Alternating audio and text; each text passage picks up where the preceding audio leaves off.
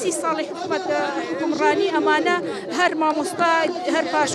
پاشکۆ بۆ مامۆستا هەر زوڵمی لێکراوە مامۆستا هەر دەمێ چینە ئەستەم لێکراوەکەی ناو کۆمەلگا بووە ئیتر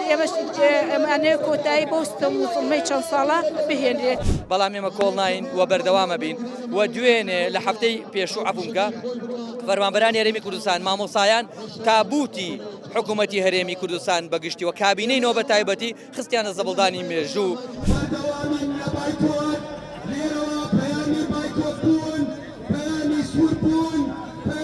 ئەو ئێمە 5 مانگە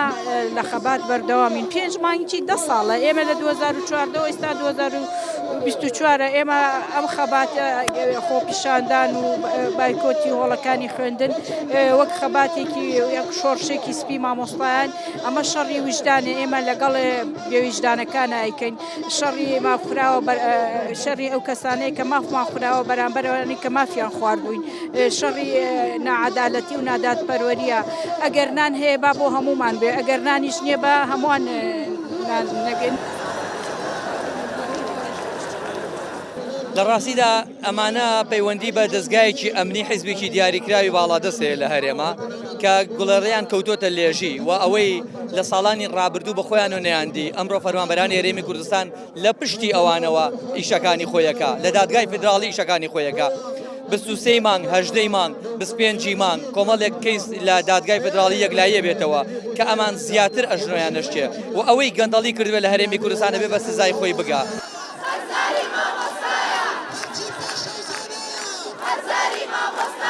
جارێک پرسیامان لە خۆی هەیە خۆی لەکوێیە 5 مامۆستا سەرشەقامە بەڕێبەری پەروەردە لەکوێیە لە پەنای بیناکەیە بین دیار نەبێ و لە پەنای بیناکەی مامۆستا شادا بین دیار نەبێ و پارێزگارەکەمان 5 مانگە بەناو پارێزگاری شەقام هەڵبژێراوە کەس نازانێت لەکوێیە خەریکی هەر قردێلە ببێ بۆ ئەوە ئەڕوا لە شوێنە قردێلە ببڕێ بەڵام 5 مانگ مامۆستا سەر شەقام بێ دەرناکەوێ ئێمە دوو سەعات شەقامەکەی کەرکووکمان کرد پارێزگارێکی عەرەب هات بۆ لامان بەس پارێزگاری کوردی سلێمانی نایە بۆ لامان ئێمە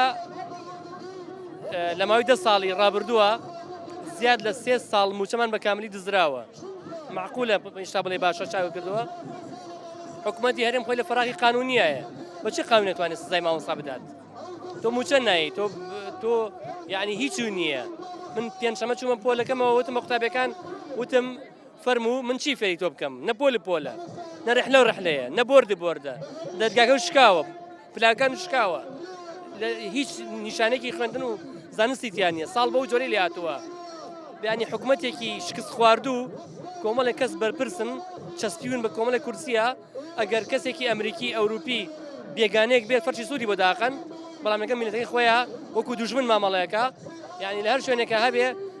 ئامادەیە بچێت بۆ ئەو پەڕی دنیا بۆ کۆنگرێ کۆنفرانسێک بە دەیان ملیۆن دلار بدات بەڵام ئامادەی لەگەڵ میلەتەکەی خۆیان قسەیە بکات گفتوگویە بکات دەربکەوێ کەواتە هیچ کاتێک بەرپرسی ئەمە نینەوانە ساڵی 90ەکان و هەشتاکان مامۆستا لە هەشتاوسی و مامۆستا بووم لە ڕابردووە لەو ساڵانەی ڕابردووە کە مامۆستا بوویە لەم جۆرە لە دواکەوتنی موچە و لە پاشەکەوتی موچە و لێبڕینی موچە و ئەوانە هەبووە لەو ساڵ هیچ شتێک نەبووە هیچ ناخۆشیەک نەبووە مامۆسایان خۆشترین ژیانیان هەبووە موچەخۆران خۆشترین ژیانیان هەبووە بەڵام کە حکوومەتی کوردی دروست بوو وردە نەهامەتەکان بەرەو زیاتر ئەڕوایشت لەبەرچی لەبەر ئەوە ئەوان بەسیان خۆیان بوو کۆکردنەوەی سەرۆتە سامان بوو بردننی سەرۆتە سامانی کوردستان بوو خۆیان نەزانیی لێ بکەن لەبەر ئەوە نەهامەتەکان بەسەر کوردستانە دروست بوو وهروەها خەڵکەکەی بەڕاستی کەوتۆتە ئەو پڕ هێژاری ئەو پڕ ناخۆشی